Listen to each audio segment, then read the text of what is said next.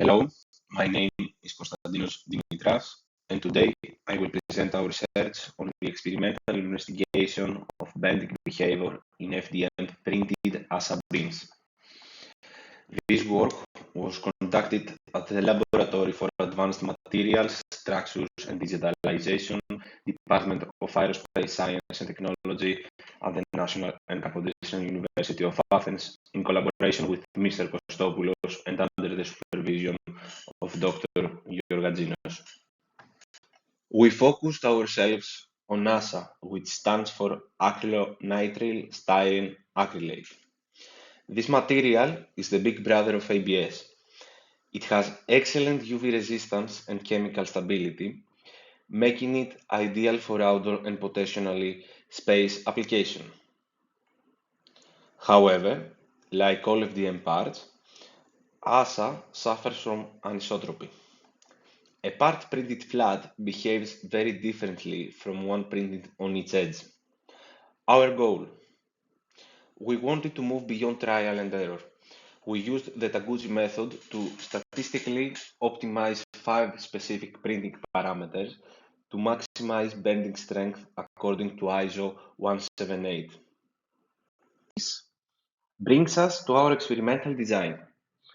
One of the biggest challenges in 3D printing research is the sheer number of variables involved. We identified 5 critical parameters that we wanted to investigate: infill angle from 0 to 90 degrees, orientation, flat, upright, and on edge, alongside with speed, layer height, and nozzle temperature. If we had attempted to test every possible combination of these factors, a full factorial experiment, we would have needed to print hundreds of specimens, which is impractical. Instead, we utilized the Taguchi method, specifically this L18 orthogonal array you see on your screen. This statistical approach allowed us to condense the study down to just 18 unique experimental runs. This specific matrix ensures that we can still isolate the impact of each individual parameter, providing statistically significant results with a fraction of the time and material cost. We used a Creality K1C printer to fabricate rectangular beams measuring 80 by 10 by 4 millimeters. Crucially, after printing, we let every specimen mature for 24 hours. This step is often overlooked, but it is vital for relieving residual thermal stresses to ensure our data reflect the material properties, not just cooling warpage. Testing was performed on a testometric M355 machine using a standard 3-point bending fixture. We applied a vertical load at the center until fracture, recording force and deflection in real time. As you can see in the images, the setup strictly followed the ISO 178 protocol.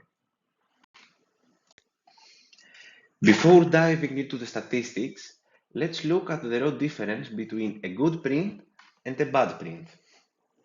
The worst case: printed with 90 degrees infill and 90 degrees orientation. It failed at just 18.9 newtons.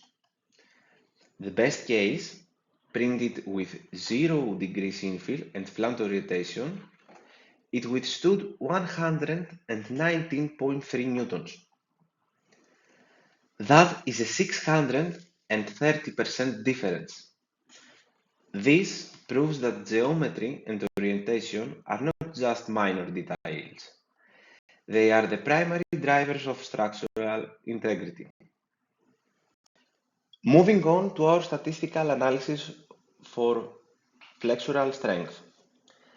These plots show the signal-to-noise ratios, where a higher point means better and more consistent performance. On the first column, it's infill angle. You can see a sharp, almost vertical drop.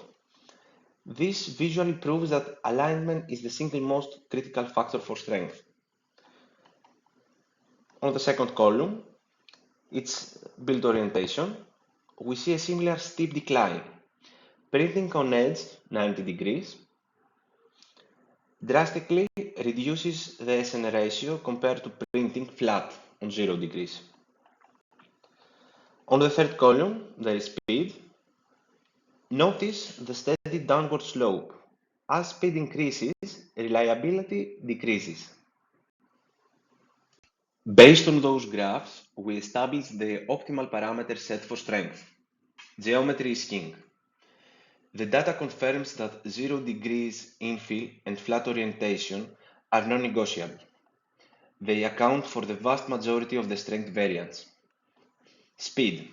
We confirmed that 30 mm per second is the ideal speed for maximizing layer adhesion. Temperature.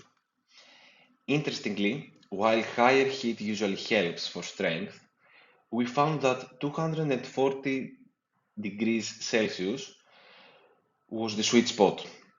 Pushing it to 260 degrees Celsius actually caused a slight performance drop, likely due to material degradation. Now, let's look at the graphs for stiffness or flexural modulus. The trends here are quite different. On the last column, we have temperature. Look at that sharp upward spike at the end. Unlike strength, stiffness improves significantly at 260 degrees Celsius. On the first column, there is infill angle. The behavior is distinct here too. The peak isn't actually at 0 degrees, but at 18. This suggests that a slight diagonal angle might provide better resistance to deformation than purely parallel lines. Summarizing the findings for stiffness. Thermal fusion. In order to get the stiffest possible beam, you need heat. We recommend 260 degrees Celsius to maximize that internal fusion. Layer thickness. We also observed that thicker layers, 0.25 millimeters, perform better for stiffness, which contradicts the thin layer rule we usually see for strength. So, if your application needs a part that doesn't break, print it cooler and thinner. If you need a part that doesn't bend, print it hotter and thicker. To summarize, optimizing for FDM is a trade-off.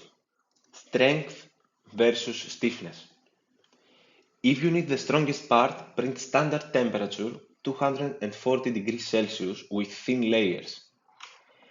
If you need the stiffest part, print high temperature 260 degrees Celsius with thick layers. The non-negotiables. Regardless of your goal, you must align your print. 0 degrees orientation and 0 degrees infill account for nearly 60% of the performance variance. Speed kills quality. In both cases, keeping speed low, 30 mm per second, is essential for reliability. Thank you all very much for your attention.